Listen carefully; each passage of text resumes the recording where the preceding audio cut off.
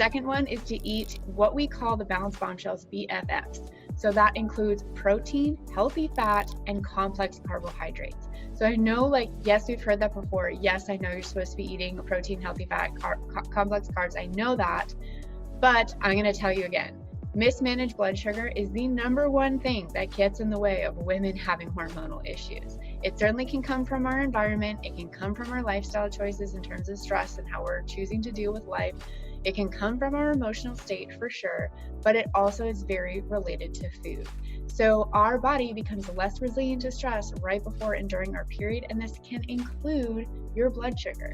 So I talk to my clients all the time about their blood sugar, and it is like I protect it so fiercely in my own life. I know what it feels like now to have mismanaged blood sugar, and I do everything that I can to make sure that my body is stable. And so I do that by making sure that I'm eating enough protein that my body needs. I'm eating enough healthy fat that is going to help keep my blood sugar stable. And I'm focusing on complex carbs that are really high in fiber.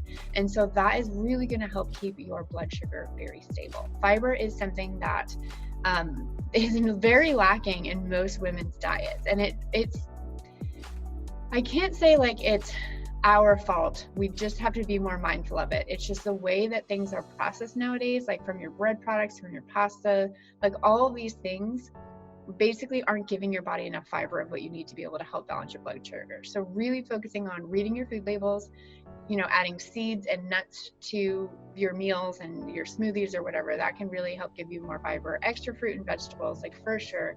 And just making sure that you're eating foods that are helping stabilize your body. So the Sync Your Life collection also comes with a pocket recipe guide that has 20 recipes in there that are already set up to design your blood sugar. These are things that I use and things that I eat and how I set up my meals, and you're going to be able to see like how you can do that. So all month long you're balancing your body, and that really is going to help you alleviate PMS problems.